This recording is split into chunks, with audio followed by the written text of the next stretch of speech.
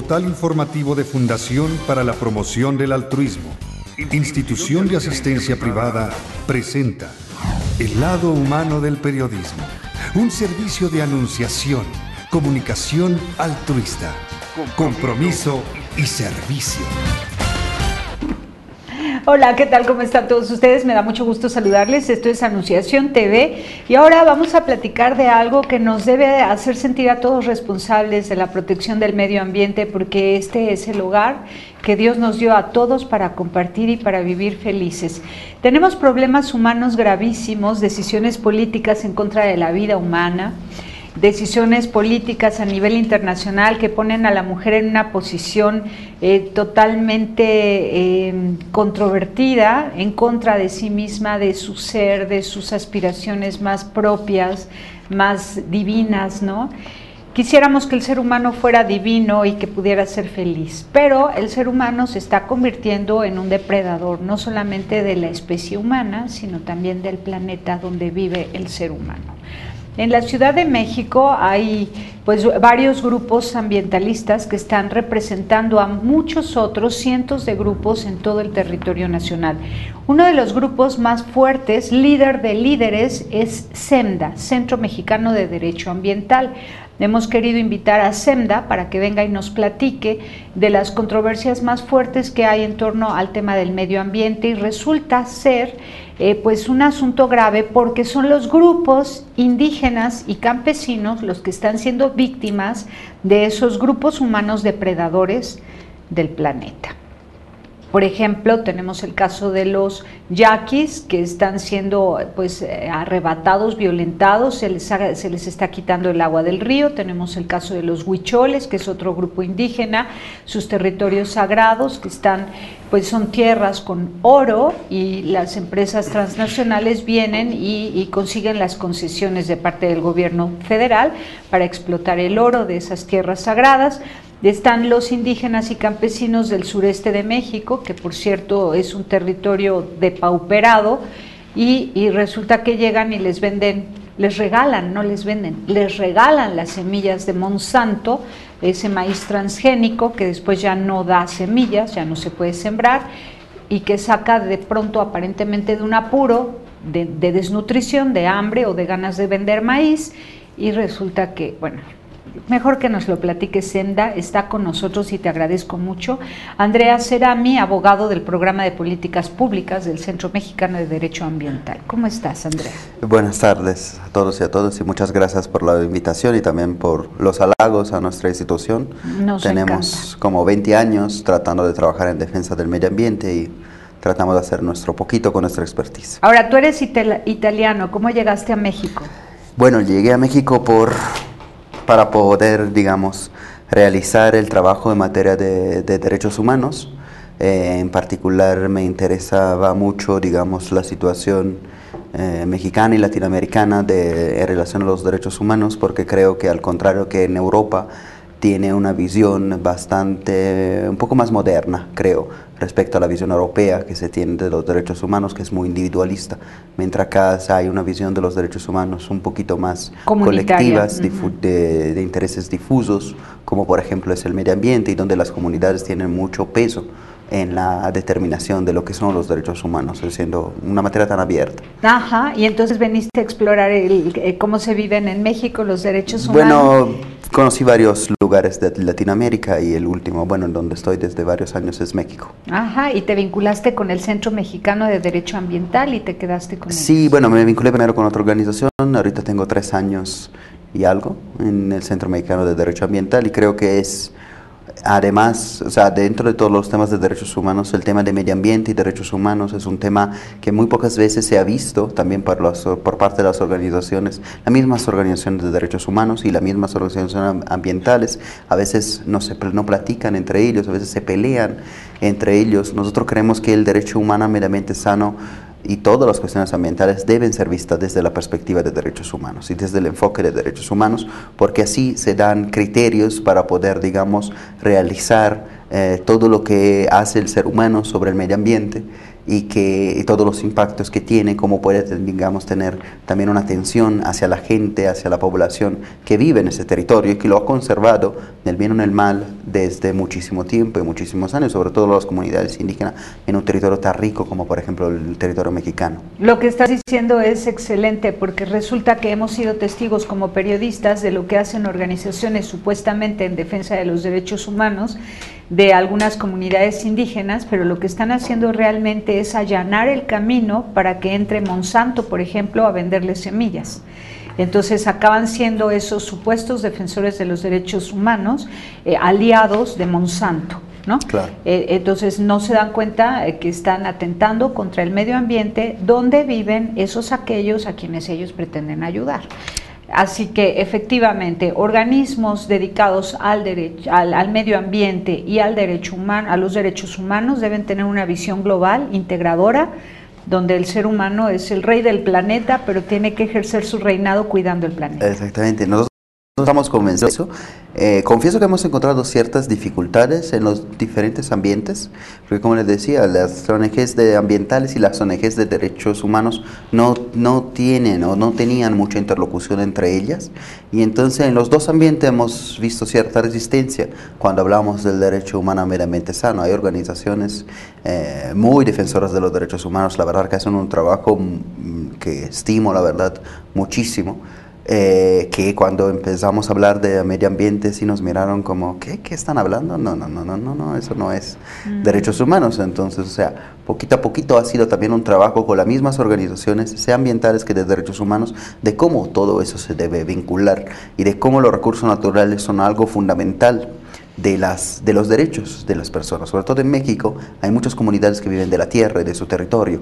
Los recursos naturales simplemente son elementos de esa tierra y de esos territorios. Entonces hay que considerarlo en ese sentido. No se puede considerar el ambiente ni por un lado como algo que no se deba ver, algo que no tenga que ver con el ser humano, con los derechos ni nada, ni por el otro, como hacen a veces algunas organizaciones ambientalistas, con una visión completamente, la llaman conservacionista, en el sentido que se debe conservar el medio ambiente a costa del ser humano. A costa del ser humano y solamente porque se debe conservar. Yo creo que eso es algo hasta antihistórico. El ser humano siempre ha modificado el medio ambiente desde que nació, desde que éramos recogedores y cazadores, modificábamos el medio ambiente, interactuábamos con el medio ambiente. Entonces no se puede negar que el medio ambiente se modifica, digamos, con así tiempo. Como también el ser humano se adapta al medio ambiente. Exactamente. ¿No? Entonces esas realidades es una conexión mirarlas. Y una, digamos, una vinculación, una relación codependiente que tienen ambos sujetos. Entonces hay que mirarla, no se puede simplemente con un plomazo no verla. Exacto. Y creo que eso por muchos años fue una de las fallas, sea del movimiento ambientalista, sea también del movimiento de derechos humanos, de no poder, digamos, encontrar ese tipo de visiones conjuntas. Y bueno, en el ejemplo de lo que está pasando con los yaquis, tenemos, podemos ver cómo efectivamente los derechos humanos están vinculados al tema de medio ambiente. Esos son los primeros ejemplos también de pronunciamientos judiciales de algunas instituciones del Estado mexicano en la materia. Justamente en el caso de los yaquis, la Suprema Corte de Justicia de la Nación se pronuncia sobre un instrumento ambiental, que es la evaluación de impacto ambiental, que es uno de los instrumentos más utilizados en México de política ambiental, o quizás el único verdaderamente implementado de manera completa. Y dice que la legislación que hay en materia de evaluación de impacto ambiental, así como su aplicación práctica en el caso de los yaquis, violó el derecho a la consulta de la tribu yaqui.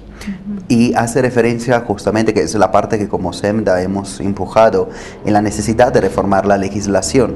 Justamente la Corte hace un análisis de lo que prevé la legislación mexicana en materia ambiental y dice eso no está conforme con los estándares de derechos humanos, diciendo que son, digamos, criterios constitucionales. En derecho hay una jerarquía de las fuentes, cuál es la norma que tiene más valor. En esa parte decide declarar el amparo, otorgar el amparo y la consulta a la tribu yaqui. Hay que señalar también que a pesar de eso y a pesar de la reflexión que hace la Corte sobre los estándares interamericanos de derechos humanos, cita el caso de Saramaca, de Sarayaco, que son dos sentencias de la Corte Interamericana de Derechos Humanos, las pioneras en el tema de consulta indígena y de megaproyectos. la Corte mexicana parece haber leído parte de la sentencia interamericana sin entrar, digamos, a otra parte fundamental que señala la Corte Interamericana. La Corte Interamericana señala que la consulta es un proceso, es un mecanismo para poder llegar al consentimiento libre, previo e informado de las comunidades. En el caso yaqui, de manera clara, el consentimiento libre, previo e informado ha sido violado por parte de las autoridades y está siendo violado en la implementación de la sentencia, a tal punto que el acueducto no se ha suspendido. A pesar que no sigue extrayéndose el agua, sigue extrayendo ¿verdad? agua, a pesar que no tiene evaluación de impacto ambiental, a pesar que se está haciendo una consulta que según la Corte debe ser previa. Entonces nos preguntamos qué sentido tiene hacer una consulta cuando el acueducto está operando. Están preguntando a los yaqui, ¿quieren que opere o no el acueducto? Y mientras está operando. O sea, parece casi una farsa. Sí. En ese sentido. Ahora, le habían encomendado ya la tarea a la Conagua a nivel federal. La Secretaría de Medio Ambiente y Recursos Naturales, la Semarnat, responsable de hacer la consulta. Y la verdad, se han presentado diversas fallas en la realización de la consulta.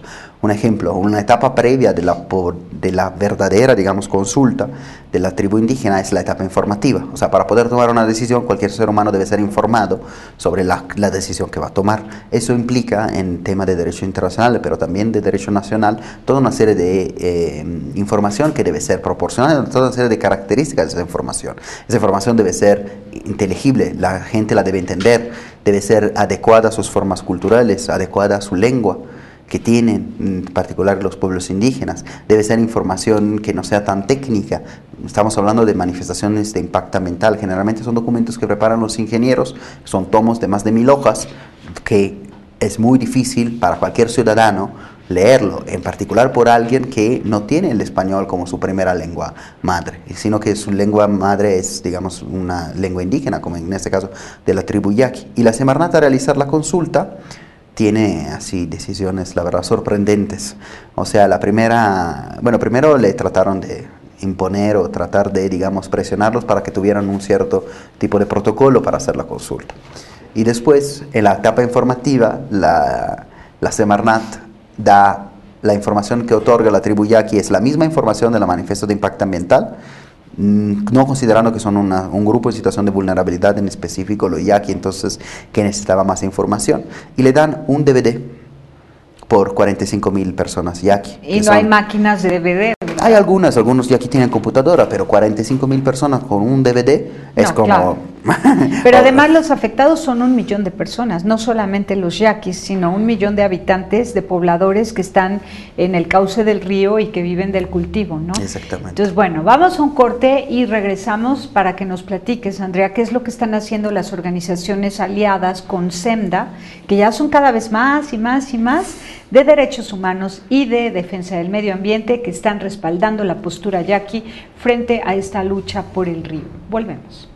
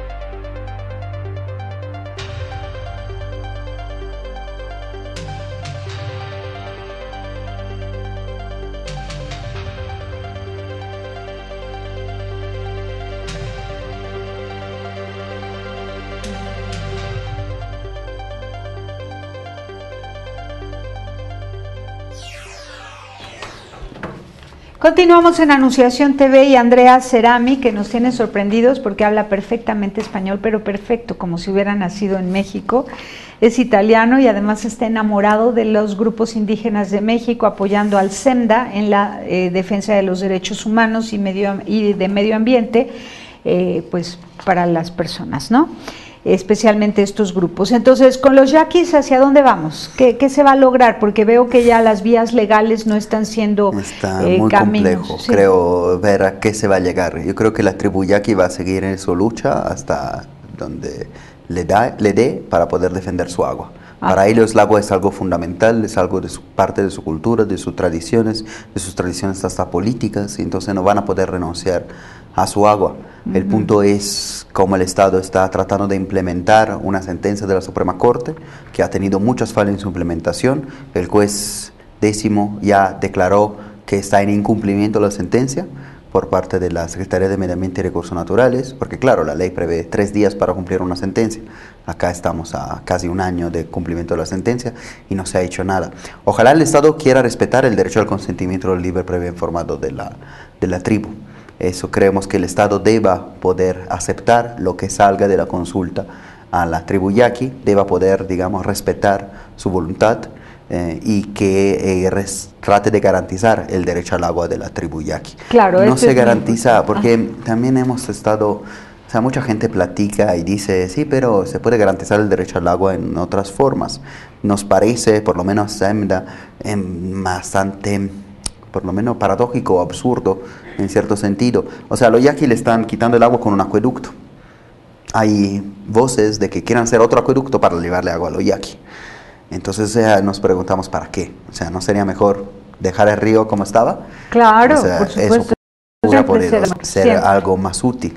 Entonces, mientras parece tener una fiebre de querer construir y construir y construir en muchas partes del país, porque así se lleva el desarrollo.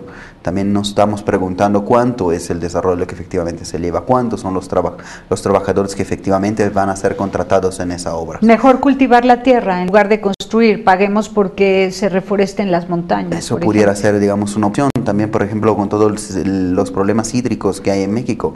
En México el 95% de los ríos están contaminados, según el Estado. No lo dicen ni las ONGs ni los técnicos, lo dice el Estado. Muchas cuencas están sobreexplotadas. Hay casos como lo de Torreón, donde toman arsénico en el agua, donde hasta los niños bromean sobre cuánto arsénico va a tener el agua, eso como es amarga o no amarga el agua. O sea, eso ¿Y el arsénico de dónde les viene? El arsénico viene de la extracción del agua fósil. El punto es que allí sobreexplotaron demasiado el acuífero y entonces ese acuífero lo hicieron, o sea, lo sobreexplotaron y digamos, los popotes que sirven para sacar el agua, en vez de utilizar el agua, digamos, que no tendría ese tipo de arsénico, van más abajo, más abajo, más abajo, hasta cuando llegaron a las aguas fósiles que tienen arsénicos desde 5.000 años.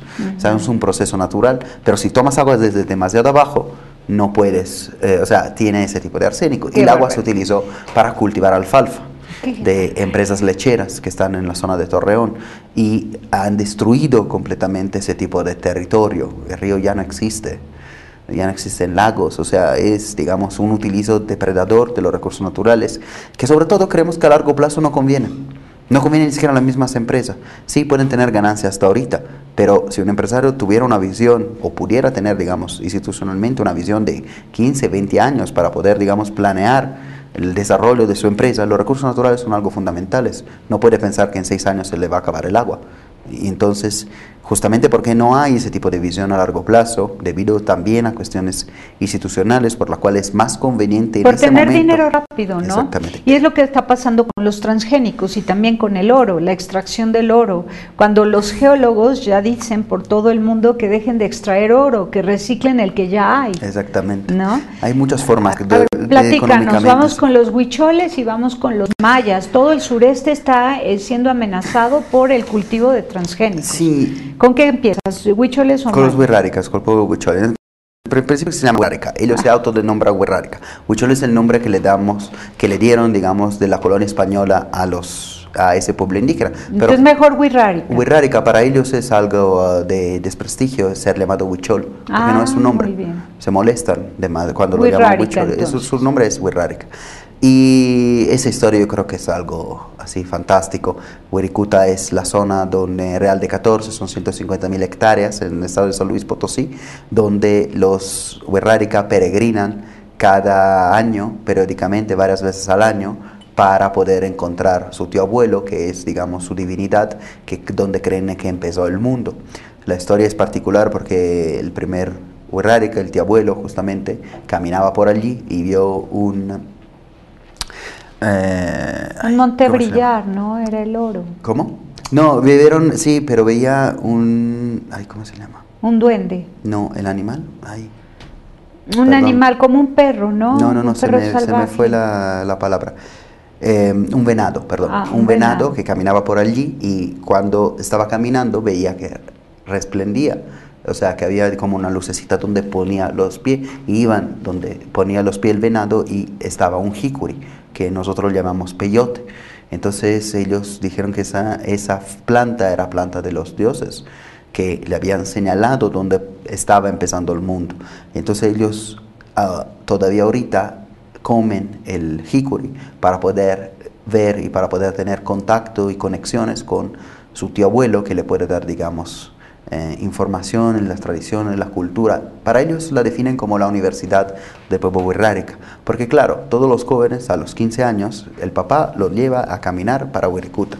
Son más de 400 kilómetros en el desierto, y todavía ya no se hace la caminada de manera tradicional, porque ya no se puede caminar, porque ha llegado, digamos, el hombre occidental a poner, digamos, una serie de trabas para hacer ese tipo de viaje, pero para ellos sigue siendo un centro fundamental para su cultura. Es impresionante escucharlos cuando dicen, no, si me van a destruir Wirikuta, yo me voy a morir, me voy a suicidar. ¿Qué sentido tengo aquí en el mundo para todo eso? Y eso en una dimensión individual, pero también, sobre todo, en una dimensión colectiva que tienen todos. Eso sí me lo decían más los yaqui. Decía, lo que nos están haciendo los pueblos indígenas no es tanto que nos están matando uno por uno, pero nos están matando como pueblo. Quieren que vamos a ser peones en las ciudades, a trabajar como obreros, mientras nosotros somos pueblos, tenemos nuestras culturas, nuestra tradición agrícola, animales, otro tipo de cultura. Y creo que es eso lo que sienten los pueblos indígenas, que les están, digamos, los están dividiendo, los están repartiendo. Pero tienen razón, ¿cierto? Porque debe ser libre la opción de vivir el estilo occidental o quedarse con su propio estilo, y para ello requieren de su territorio, de su río, de sus montañas, de sus semillas. Absolutamente, yo creo absolutamente que debe ser. Y al contrario de Europa, donde ese tipo de occidentalización, aunque venga en teoría desde Europa, pero digamos toda esa modernización no ha sido ni preguntada, ni informada, ni que fuera participada nadie. Ha sido impuesta. O sea, ha sido al final impuesta por parte de los grupos dominantes hacia toda la ciudadanía. Y ahorita en Europa van a ver que no hay ya territorio como virgen, no hay territorio libre. Muchas veces los campos agrícolas son megacampos de monocultivos y de todo eso. Había visto fotos de Francia de 1950, completamente verde, con bosques y todo eso, y ahorita completamente campos.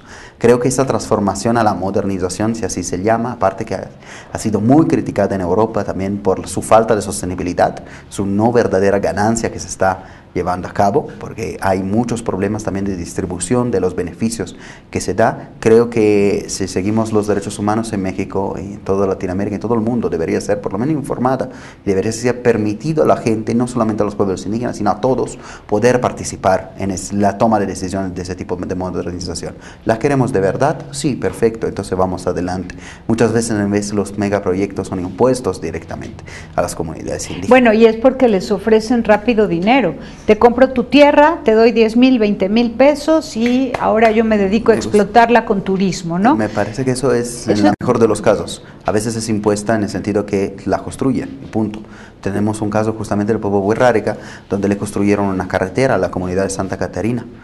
Y la comunidad no quería la carretera, o mejor, sí quería una carretera, pero no en la forma que la hicieron. Al momento llegaron a una parte de sus tierras y estaba completamente destruida. Todos las plantas dijeron, ¿qué está pasando acá?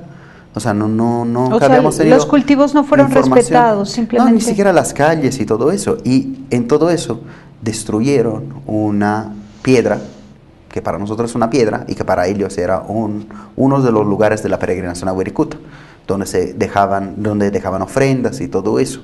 Y es un poco eso, yo creo que Ese ejemplo me parece que es ejemplificativo de cómo los pueblos indígenas no es que no quieran el progreso, no es que no quieran modernizarse, no es que no quieran facilidades en sus vidas que les puedan ayudar. Los huirrárigas quieren la carretera, pero dicen, o sea, tampoco me la impones, tampoco me la haces en mi tierra, porque al final cualquier ciudadano occidental, si alguien entra en su propiedad, en Estados Unidos le disparan.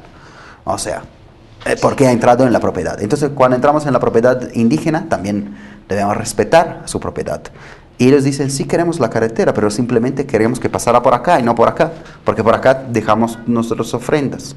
Eso creemos que se debe implementar. O sea, no es porque también recibimos muchas críticas que somos para proyectos. ¿Qué son qué? Para proyectos. Nada más nos dedicamos a parar proyectos. Que no somos los a favor del desarrollo, que nada más queremos arruinar el trabajo y las ganancias de todos, hasta de la gente y todo eso. En SEMDA hemos hecho mucha reflexión sobre eso y creemos que nosotros no paramos los proyectos, nosotros simplemente utilizamos la legislación que existe y pedimos que sea respetada la legislación. La legislación mexicana en materia ambiental es bastante interesante, es buena desde el punto de vista, si lo comparas con Latinoamérica, pero no es de la más avanzada con otras partes del mundo. Creemos que la legislación debería ser la más avanzada y que se debería respetar. El punto es que no se respeta. Tenemos ahorita muchos proyectos que son sin manifiesto de impacto ambiental. ¿Cuántos proyectos tienes en México ahora que esté SEMDA atendiéndolos en defensa del medio ambiente y los derechos humanos? Desconozco el número. Se habla más de 400 proyectos en todo el territorio nacional que son controvertidos. No, bueno, controvertidos, no sé si hay ese monto. SEMDA está apoyando y asesorando en algunos de ellos. ¿Cómo creo que son? 15, 20, no sé, desconozco 15, el número. 20 de los más fuertes. De algunos que nos han pedido apoyo, porque también tratamos, por ejemplo, siempre tratamos de trabajar con comunidades, con organizaciones locales y con las comunidades, y directamente con comunidades. Entonces, para nosotros no se trata de encontrar un proyecto y llevar la defensa a fuerza, sino que muchas veces lo hacemos solamente si hay ese tipo de solicitud por parte de la comunidad, y si no hay, siempre tratamos de llegar con la comunidad para preguntarle qué opina, porque al final mucha gente te va a decir, no, yo sí quiero el proyecto. Bueno, entonces no hay ni siquiera que pelearlo, creemos. Y te vas triste, sabiendo que están renunciando a su soberanía por ceder. No triste, pero seguramente me acerco con ellos a decirle, está bien, nosotros respetamos su decisión, simplemente aquí está la información que nosotros traemos desde el punto de vista ambiental, porque hemos visto demasiadas veces que hay falta de información. Tuvimos un taller en Centla, en el municipio de Centla, en la área natural protegida de Centla, y allá la gente no sabía ni siquiera de estar en un área natural protegida, ni siquiera sabía que podía ser o no ser Pemex que está operando en la zona. Mira, qué barbaridad. Vamos a un corte y ahora hablamos del monocultivo en el sureste de la República Mexicana. Volvemos.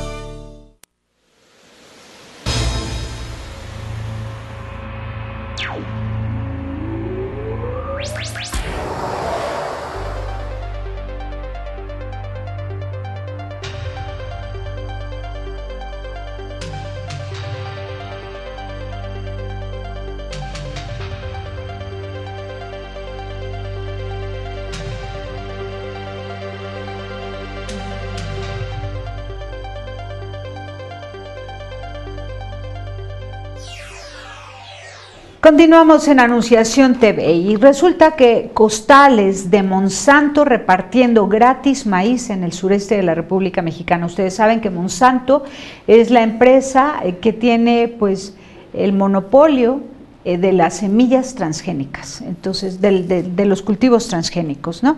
Que se siembran una vez, dan en abundancia y después el campesino que dice, viva, me regalaron maíz, ¿no?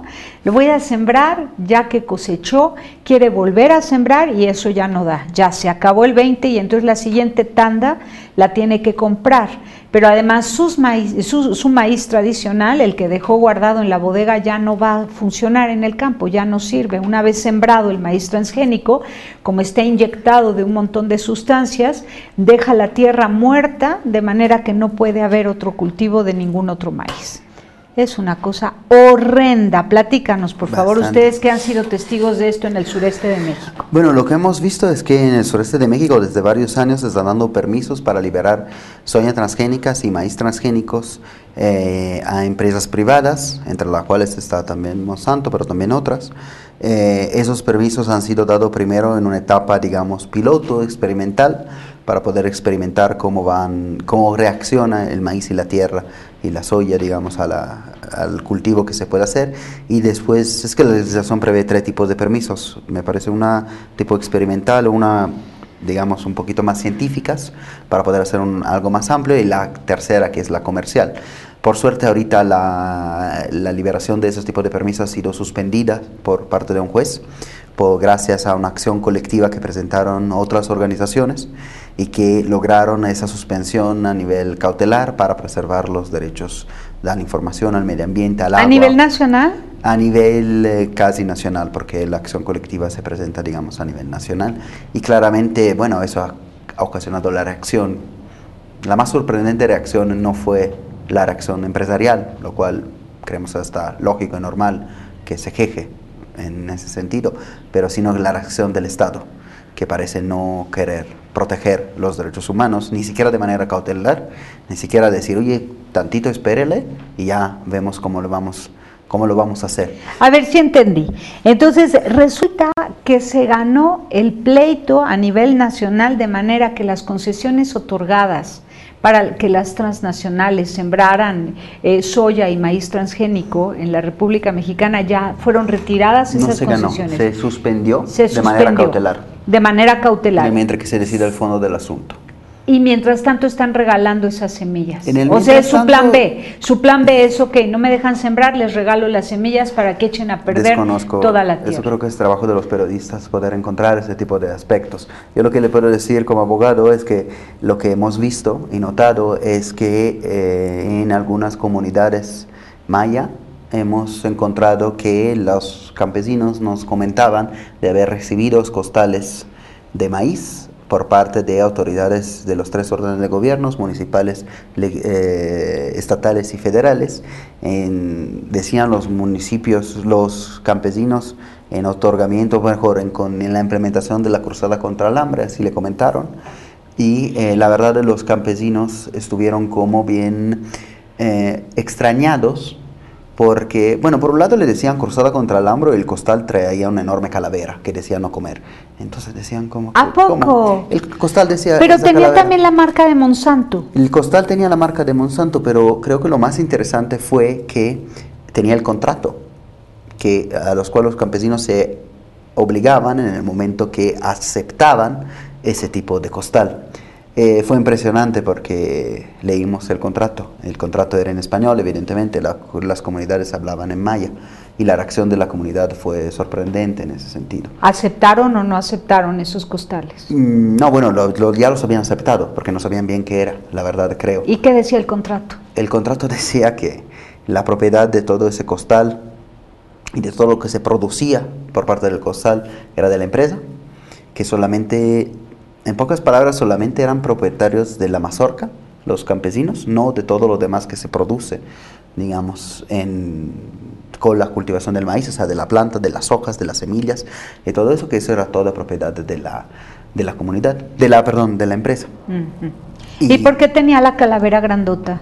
Porque bueno, lo que nos dijeron es que las empresas de maíz transgénicos, no sabemos si ese maíz era efectivamente transgénico, porque no hemos hecho... Pero sí sabemos que era de Monsanto. Pero el costal llevaba la carátula de Monsanto, y lo que nos dijeron es que no quieren que ese maíz sea comido, porque ese maíz debe ser, digamos, hecho en la tierra, debe ser, digamos, cultivado para poder dar, digamos, todos los efectos que se quisiera, para poder... Y tiene... Bueno, ya salió un estudio en Francia. ¿Pero quién le puso la calavera? No sé. Los mismos indígenas más preparados, al saber que era de Monsanto, sellaron con calaveras probablemente, estos costales. Porque traen sellos de calaveras. Una advertencia, que no se la puso Monsanto, obviamente. No sabemos quién se la puso. O sea, la verdad, el costal parecía venir directamente. Ahora, ¿qué relación tiene esa película muy linda que hicieron, cuyo nombre no voy a decir, pero hermosísima, la trama de un médico que vive en comunidades indígenas, que llega una chica muy superficial de la ciudad por accidente, porque se drogaba, se alcoholizaba en las fiestas, entonces fue prácticamente secuestrada, llevada a una comunidad indígena de allá del sureste, de Yucatán me parece, y ahí se encuentra el médico que está atendiendo esas comunidades, se enamora y total cambia su vida, ¿no? Pero luego vimos que uno de los patrocinadores era Monsanto. Dices, qué barbaridad. Entonces fue a conquistar, a seducir a esa población, haciéndoles una película para después venderles la idea de que renuncien al maíz tradicional. Y desconozco otra vez es pregunta de periodista, ¿no? Sí, totalmente. Desconozco las prácticas de Monsanto. Seguramente Monsanto ha tenido una historia que es pública y que ha tenido, digamos, varios cuestionamientos en diferentes tipos. A mí me gustaría, pero, hacer, digamos, el llamado a que no es solamente Monsanto, existen otras empresas que están haciendo la misma cuestión de transgenicizar cierto ¿Cuáles tipo de son para alimentos. Cuidarnos de ellas y no comprarles semillas? De lo que yo conozco, creo que está, pero me tomen los datos, o sea, habría que verificarlo. Debería ser Dow, Bayer también, que traen permisos y que traen, digamos, la posibilidad de explotar el maíz transgénico. Nosotros creemos que sobre el maíz transgénico hay mucho debate, sobre si hace mal, hace bien a la salud y todo eso. Bueno, primero en materia ambiental creo que se debería aplicar el principio precautorio, o sea, si no sabemos, no lo difundimos, o sea, verificamos si efectivamente hace bien o mal, no que se difunde de manera extensiva, de manera, digamos, de a todos, antes de saber qué hacer, de qué efecto tiene. Eso debería ser un principio básico para cualquier actividad, en particular. Pero se ha visto en Europa cómo se ha dañado los campos y ha ahuyentado a las abejas. Sí, ha tenido algunos efectos, pero digamos que todos esos efectos...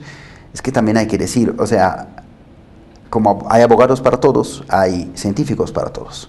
Entonces hay estudios que a veces parecen como contradictorios entre uno y el otro. Y es muy difícil poder ver a quién le creemos. Hay en el mundo moderno, digamos, hay esa tecnización de las cuestiones por la cual llega el experto, hay que creerle al experto porque es experto. No sabemos quién es. Eso pasa también con los abogados. Pero se presenta como experto, ¿no? Como el muy sabiondo de un tema y cuando la verdad, ¿quién lo avaló, no? Exactamente, eso es también, o sea, eso pasa también con los abogados y eso es un problema.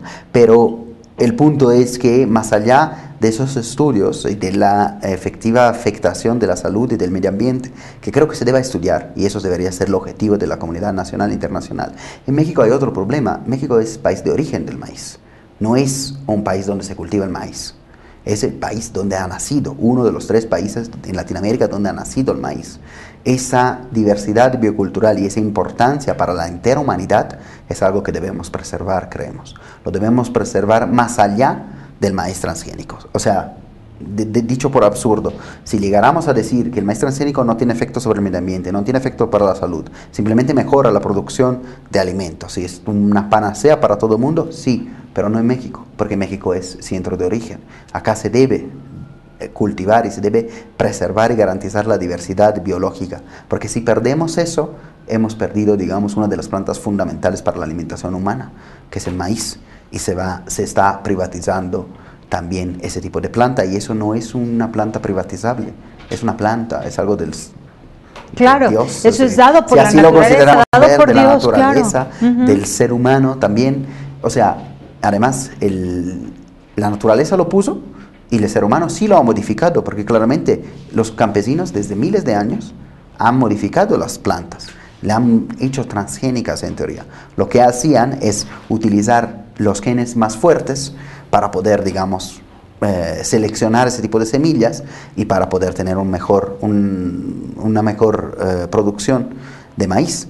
Lo que hace Monsanto es ponerle y lo que hace, digamos, todo el maíz transgénico, un gen que es completamente diferente. Es que le pone un pesticida. Le pone una resistencia al pesticida, de manera que se pueda vender el pesticida caro, además, y que el pesticida mata a todos los demás y queda vivo la planta. La planta, pero por eso se han ido los bichitos, se han ido, claro. ya no hay luciérnagas, catarinas, claro. Abejas. Bueno, y si se van las abejas, ya no hay polinización. Y si no hay polinización, ya no hay variedad de frutas, de verduras, de flores. Si no hay polinización, o sea, va a haber una guerra mundial en muy breve tiempo, porque ya no va a haber recursos naturales y van a tenerlo que tener rápido. Yo creo que, o sea, lo que se patentó en ese caso es un poco como si patentara café con leche. O sea, estoy patentando dos cosas diferentes que junté porque vi que están mejor juntas. Eso no es una invención humana. O sea, la patente debería servir para la invención humana, sobre todo de algo que hemos modificado genéticamente, colectivamente, por siglos y siglos y siglos, y no solamente en México, en toda la parte del mundo. Entonces es un patrimonio de la humanidad. Bueno, ¿y qué están recomendando ustedes a los campesinos para que cuiden sus semillas de maíz original? Nosotros lo que estamos recomendando es poder, digamos, estar muy seguros de si quieren cultivar ese tipo de maíz, sabiendo de todos los impactos y todos los efectos que tienen, y entonces que lo consideren, porque al final creemos que la decisión debe ser de los campesinos, de quien tiene su tierra. Pero que tengan buena información. Por lo menos que estén informados y que puedan tomar una decisión informada, y si deciden cultivarlo, no serán seguramente los grupos ambientalistas o de derechos humanos que le hacen cambiar idea. No, pero sí nos van a afectar a todos, porque si ellos dejan de sembrar tradicional, a todos nosotros nos van a afectar cuando se vayan las abejas del planeta. Claro, pero en ese mundo muy individualizado, donde cada quien piensa por su cuenta, también creo que es un derecho del campesino poder decidir en su campo qué cultivar, en todo eso. Será el mismo campesino que tomará las medidas necesarias. En Argentina cultivaron muchísimas soya transgénicas. Ajá. Y ya dejaron de cultivarla. ¿Por qué? Porque después de 5 años que se hicieron ricos y que la soya, el precio de la soya se fue mucho más para arriba, ahorita el campo no es cultivable. Entonces ahorita tienen que esperar 15 años hasta que se vuelva cultivable. Entonces el campesino empezó a pensar, bueno, lo que gané en 5 años me tiene que durar 20, porque son 5 más 15. No sé si es tan rentable toda esa cosa. No funciona. Creo claro. que ciertas cosas, los mismos campesinos van a tomar cierto tipo de medidas. El punto que hay una también apreciación y una difusión de la información, por eso creo que creemos que es súper importante la difusión de la información equivocada.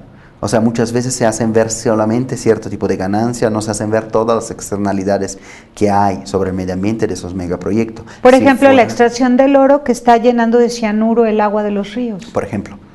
¿Quién paga ese tipo de contaminación? ¿Quién le va a afectar? Todas las afectaciones a la salud, ¿quién le paga? Generalmente la empresa privada se ocupa nada más de la explotación. Quien paga eso debería ser el Estado y es la comunidad quien tiene los impactos más fuertes. Entonces las externalidades, lo que provoca el impacto de la empresa, no solamente otro tipo de impacto que sí son evaluados por la empresa, la están pagando alguien más. Eso debería ser evaluado en el momento que haces empresas y en el momento que el Estado promueve un determinado tipo de proyecto para ver si es rentable o no. Habrá, por ejemplo, la minería. La minería es un ejemplo evidente de cómo es una empresa más que necesaria.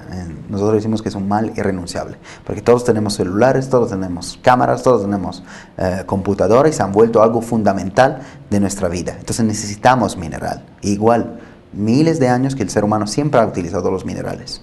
O sea, somos una sociedad que usa los minerales. El punto es cómo lo haces y cómo se pueda, digamos, contabilizar ese tipo de externalidades. No está bien que hagan una mina, destruyen un cerro completamente y después los enfermos lo paga el Estado. Esa es una manera fácil de hacer empresas, es no contabilizar costos que yo he producido. Y no tener una visión global de la realidad. Qué bueno que existen organizaciones como ustedes, de verdad. A nosotros nos encanta recibir la información de SEMDA y cada vez que podemos los entrevistamos acá en Anunciación TV y difundimos sus noticias en anunciacion.com.mx. Bueno, muchas gracias. Felicidades por esa difusión que nos hacen, porque también es súper importante respecto a nuestro trabajo. Muchas gracias. Muchas gracias a ustedes. Gracias, Andrea, por haber estado con nosotros. Pásela bien haciendo el bien. Hasta la próxima. Sí hay soluciones. Aquí, en el portal informativo de Fundación para la Promoción del Altruismo, Institución de Asistencia Privada. El lado humano del periodismo. Un servicio de anunciación, comunicación altruista. Participa en Facebook, Todo México Somos Hermanos, y síguenos en Twitter, @somos_hermanos.